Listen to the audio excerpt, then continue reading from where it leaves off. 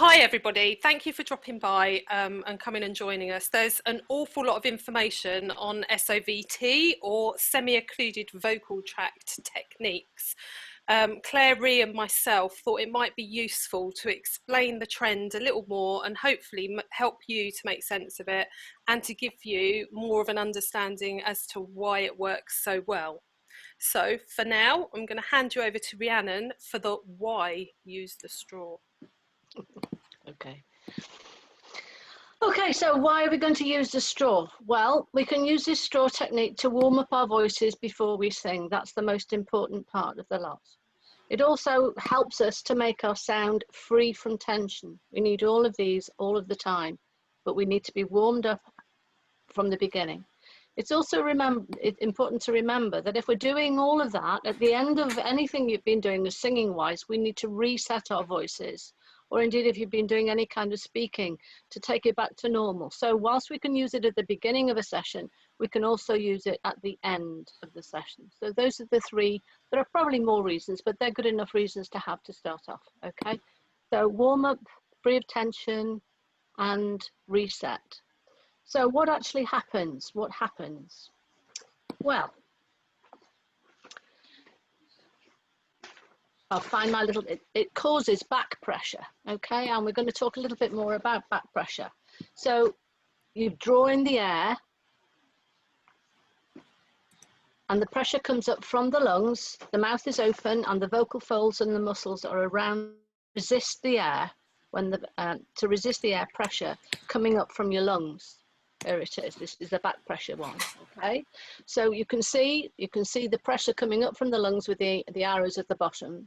And those are the vocal folds. And then if you have your mouth open and the vocal folds and the muscles around them, they resist the air pressure. And that's what happens. But if you make sure that your mouth is partially closed around the straw, that will increase the back pressure because it can't get out. And so it will come back in and give you additional back pressure at the lips, and the folds will then help them close better than they were before. They will vibrate, and the idea is to get them to have it vibrate with ease and less effort to create what we call better vocal closure. Okay, so that's the back pressure. The airflow is something else that is important to keep it going. All right, and this is over to you now, Claire, because we've got the airflow diagram. Sure. So this back pressure is obviously created by the fact we've got air in our lungs that is wanting to escape because of the way that vacuums work. So there's negative space outside and that air is being forced, it's not really forced, but forced out. So we're just going to talk a bit about how we can use resistance. So the straw creates resistance as well, especially if we use it in water, to help with our airflow. And the first thing I'm going to say, which I think is a general point I've keep repeating, is you cannot sing from the diaphragm. The diaphragm is an involuntary muscle, so you can't tell it to move by your brain. It just doesn't work in that way. But there are muscles linked to those, which I'll talk about later on, which will control the diaphragm. The diaphragm is an involuntary muscle. So like I said, you might have heard people say before, sing from the diaphragm, support from the diaphragm. This is what they mean by that, but I think it's always good to make sure that this is clear. When it is dome-shaped, like you can see in this first picture here, the diaphragm is dome-shaped when you exhale. So it goes into this dome shape, this bottom picture. And that's also when it's relaxed, so it's not being controlled or being forced down by the air rushing into your lungs. When the air comes into your lungs during inhalation, it flattens, as you can see here. Then what I'm going to just say is just a little exercise so you can feel really what is happening with your diaphragm. So I want you to find the bottom of your sternum. I want you to put one hand, so the top of your hand on the bottom of your sternum, the other hand slightly underneath. And we're just going to pant. And I just want you to feel what's going on around whether your hands are. So off we go. You should be able to feel some muscle moving around like that. That is your diaphragm. That is the bit that is moving. But I want you to also notice from the pant, if we just do it again, what is happening to the muscles underneath where your hands are. Those muscles, all those abdominal muscles, they are moving. Those are the muscles that are moving, which are then connecting to the diaphragm and making that diaphragm move, and meaning that the air is coming in and out of your lungs. And a pant is a primal sound. We use it in lots of different ways in everyday life, but it's a primal sound, which means that you're not doing anything that you're not forcing anything. Singing should be a primal sound, but sometimes it gets confused with thinking you have to do things, and that's where I try always to explain that you don't have to do anything, you just have to add to what is naturally there as humans. Now moving on to the abdominal muscles. So this is, like I said, these are where we are supporting from. Firstly, we have what I would call, these are the main and the deepest muscles, your core muscles, or your bikini muscles, or your transversus abdominis muscle. So this is the one that helps with lifting. It helps with keeping us upright, really. It's the strongest, deepest muscle.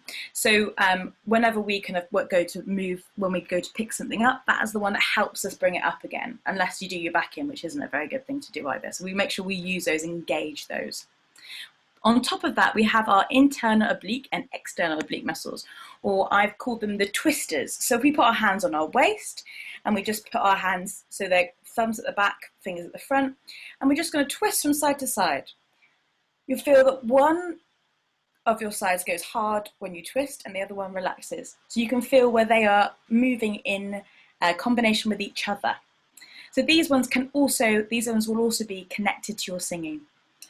We're also going to talk a little bit about the six pack. So these are the ones on top, as you can see on that far right, they are on top of the internal and external. They're sitting in the front. They don't really do much for singing, and actually they can get in the way for singing. So you might see I don't know, it's these very ripped guys, especially, but because they were called ripped because they've basically ripped their muscles to be able to get that six pack. They're really overworked. If you overwork those muscles, it means that you lose the flexibility. And as singers, we want to keep these muscles flexible all the time so that we can control them. We control the air pressure. We can control the speed that the air is being released and going over our vocal cords, so we don't have too much and we don't have too little. So these don't really work, and actually if you work them out too much, it's a really good excuse for not doing too many sit-ups, as I've found. And then I'm just talking about the pelvic floor. It's not really talked about a lot, but it really does help with kind of helping with releasing that extra bit of air. If you get to the end of a phrase and you think you're going to run out of air, if you just pull those in a bit more, you've got even more, there's more air in your lungs than you're going to let yourself have credit for. So if we just practice pulling those in for now. So I can't even, it's great with Zoom, you can't see anything. Pull them in and release. Pull them in. The men have them too. And release. So these ones we can use as an addition, but we can imagine also that the support comes from there to start off with. So that's going to also lead me on to a thing that I've been doing with a lot of my collective sessions to try and help people find where these muscles are. It's not, for example, like saying, so if you had a really tight fitting dress, gentlemen, that you try on, you don't want to, when somebody says breathe in, to try and fit it on you. So they're trying to do that really big zip up at the back. When they say breathe in, you would automatically pull in all those muscles and get really tight. That is completely contradictory to the way that we breathe and the way that we also exhale air, because as I was saying before, and as Rhiannon was saying, when air rushes in and goes over our vocal cords and down into our lungs, those muscles, all these abdominal muscles, will then be pushed out because of the air rushing into our lungs. So actually, if you're holding your breath and pulling all those muscles in, it isn't right. So what I'm going to say to try and find this is a kind of slight technique that I seem to work for a lot of people. So I want you to imagine that you've got a really high-waisted pair of skinny jeans on. So imagine where that top button is. So I want you to put your left hand or right hand, one of the hands at the top of where that top of the zip would be or where the button would be. I want you to put the other hand on where the bottom of the zip would be. So it's usually kind of on your lower tummy. It's got a really long zip, really high-waisted long zip. And I want you to imagine that one hand, so this is where I am, this is the bottom of the zip, top of the zip. And you're going to pull all those muscles at the same time from bottom to the top of that. And then I want you to imagine it's a really, really bad zip and it splits open whenever you breathe out, whenever your tummy goes out. So do that again. I want you to pull those in, pull, pull, pull, pull, pull, pull, pull, all those in, and then release. So on the release, or when the zip bursts open, that's when the air has automatically come into your lungs. You're not breathing, but that is all the air you're going to need whenever you breathe. So I want you to try this one more time. I want you to do 2 of these, and I just want you to notice what happens when that zip bursts open. Pulling it from the bottom all the way up to the top, burst. Bottom all the way up to the top, burst. So that's where you're breathing. You aren't breathing, you're letting or inviting the sound in. And that's all the breath you actually need for singing. And this also helps with keeping everything controlled and less tense. We're not breathing up here. We're not breathing out of, imagining the breath is out to our ribs and creating tension. We are using our abdominal muscles to control the airflow. I'm going to now move on to Rhiannon, who's going to tell us how we can use a straw within the water. Okay, so now that we're going to look at what we've got, so we can use any straw at all. Anything at all will be useful. Now, you've all got different ones. Some of you, I hate to say this, have got floppy ones, but I didn't say that. But some of you have got metal ones. Some of you have got, well, I've got a plastic one that I found in the cupboard. I've got the inside of my biro, and I've got a paper straw, all from McDonald's from my first day out today. Okay, so you don't need to buy an expensive straw. Any of those at all will work as an exercise. Loads and loads of different research going on at the moment about different sizes and different techniques, but for what we need to do, anything will do at the moment, as long as we've got something there. The next thing you'll need is something like a glass of water. Half a glass of water, no more, okay? And you'll need to have the straw, okay? And you're going to put the straw into it for about 1 inch into the water. So that's about, for me, about 1 inch in the water, okay? Now, there is some suggestion that how much the men put the straw into the water is a little bit lower down than it might be for the women. Okay, so just be aware of that. Right, and then you need to start blowing into the water so that you are blowing through the straw, blowing bubbles very, very gently so it's consistent, okay? Very, very quietly, okay? No massive bubbles at all. Keep them consistent, okay? And whilst you're doing that, see if you can engage those lower abdominal muscles that Claire was talking about. So stop for a minute, zip yourself up, take the breath, and then blow nice and gently so that you're doing that as it's going, okay? Make sure that you keep your lips around the straw, but not too closed, not too pressed, not too pursed. Otherwise that produces some tension and it doesn't have a very pretty sound or look. Look, this is what you look like. Not nice, okay. All right, so it causes tension, and if there's any tension there, it will produce tension in the tongue and will reduce the resonance that you may have as well. Now, the next step, take a breath when you need to, okay? Remember to use those, you're using the lower abdominal muscles all the time, okay? Make sure that there's no air coming through from your nose when you're doing it. So take another breath and then pinch your nose very gently to make sure that there's no air coming through your nose, all right? All right. The next thing we can do is to then do the same sort of thing, but find a comfortable note in your register, in your range, and just hum, but bubble, blow into the water at the same time so that we have a hum and the airflow.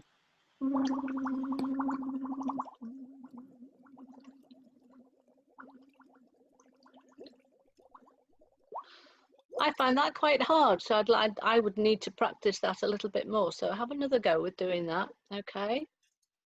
Make sure that the flow is consistent. It's that consistent airflow all of the time, okay? And then the next step after this is to take it from low to high. So you can start.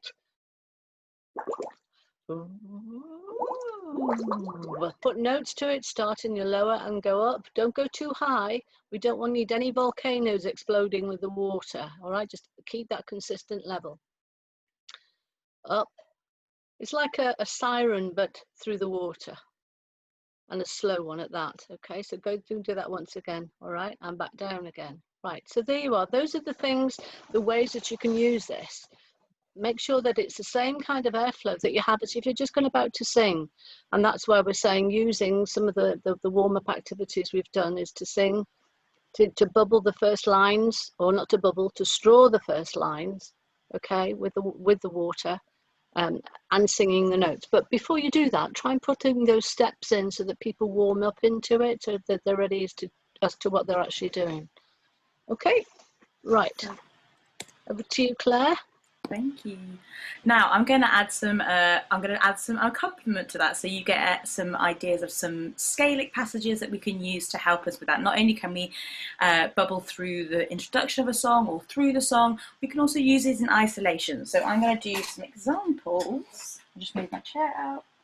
Of some of these that you can sing along with. So the first one we're going to do is from high to low, and I'd always suggest, especially as you start doing warm-ups, to go from high to low instead of low to high. Not really high to really low, but something middly and going down, so we bring in our head voice down rather than bring our chest voice up, which can sometimes lead to adding too much airflow or air pressure and create tension.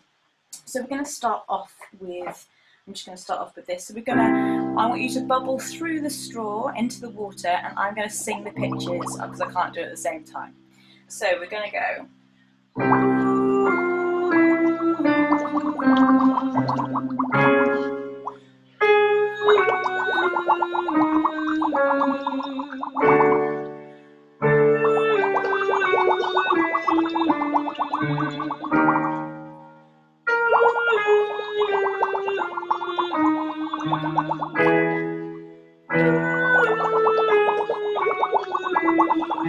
Last one.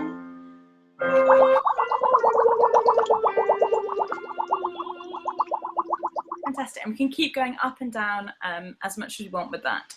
The next one we're going to look at is doing a siren. So like Rhiannon said before about going from low to high in a siren, we're just going to isolate this up from an octave. So we're going to go from one octave to a top octave and down again, but hitting all those notes are from low to high.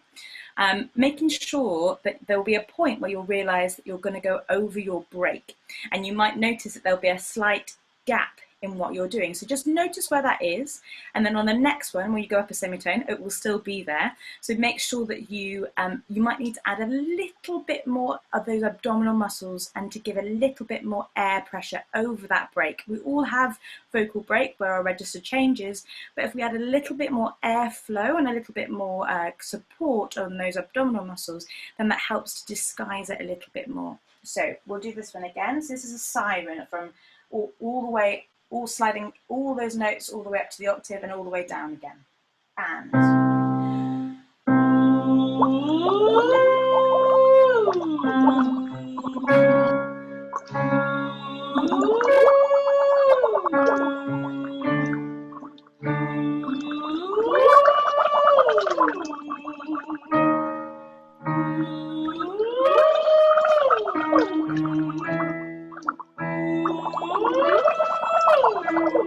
last one.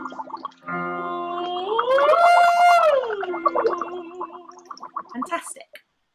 The next exercise is a fifth, so we'll just do a couple of these. So just making sure that you, from 1 to 5 to 1, these are steps. These aren't, I don't want you to siren in between. I don't want all the notes in between. This is about making sure you know where the placement is. So this is making sure you are hearing where the next note is. This also helps with interval training. Off we go again. So we're going to go.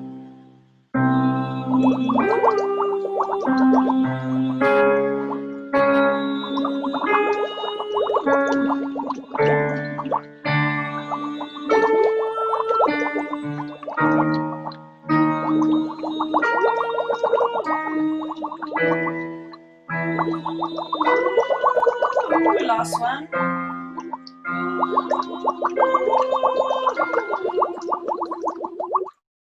Fabulous.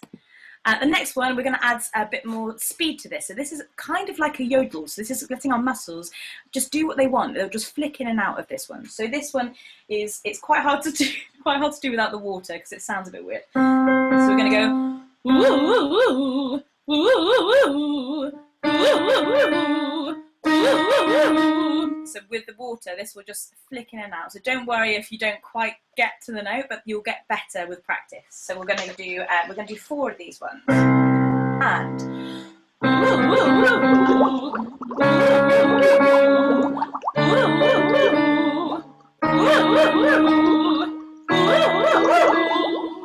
fantastic. Again, you can just keep going up and down. Like probably also you probably see there's more bubbles going on because you're trying to do something else. So this is also about controlling the bubbles on that bit.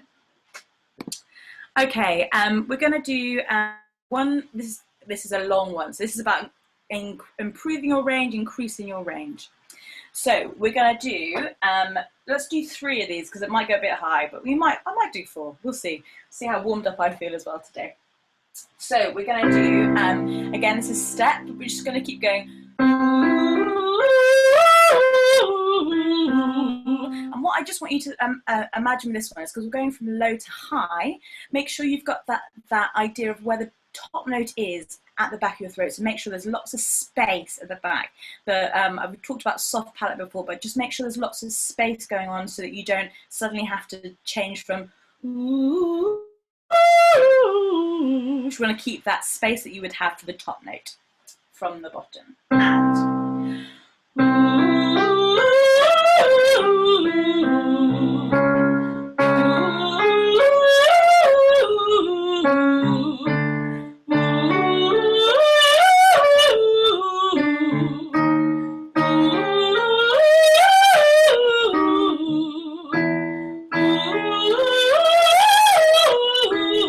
one more.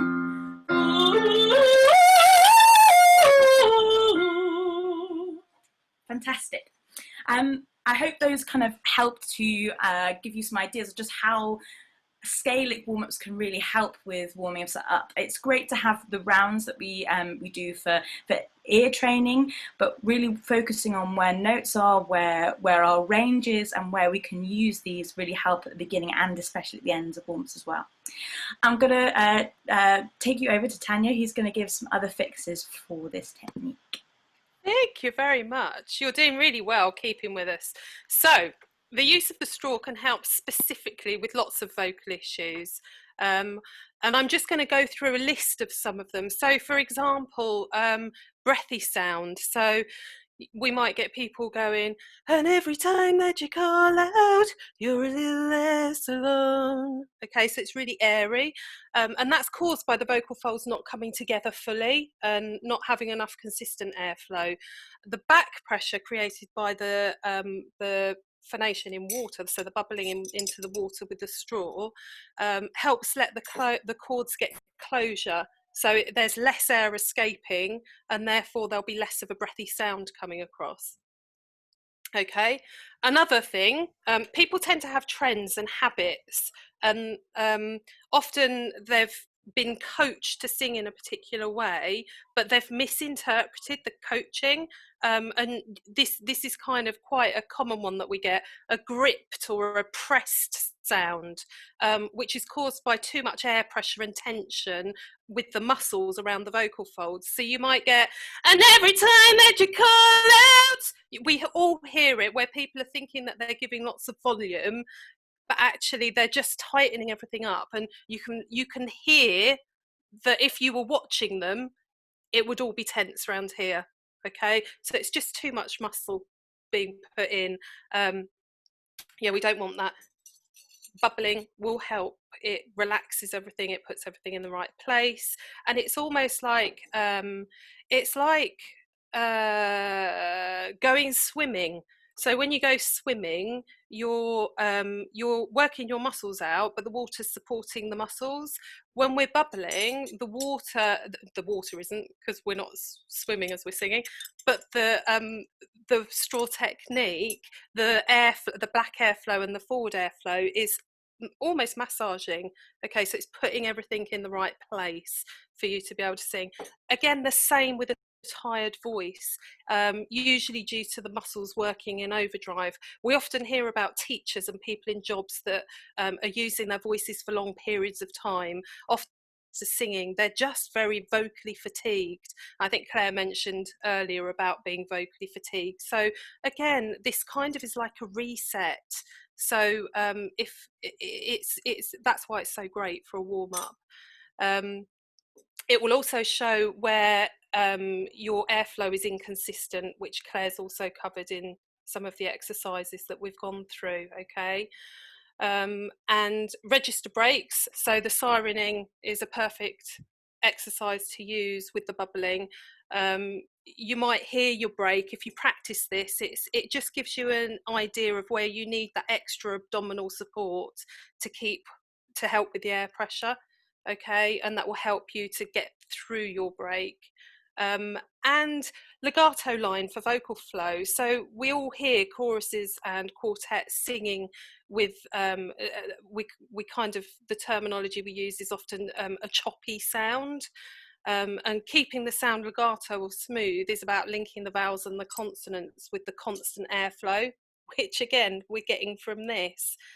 So practicing phrases with the straw in the wall and remembering what your abdominal muscles are doing and how much air is passing through your vocal folds will help with the legato singing.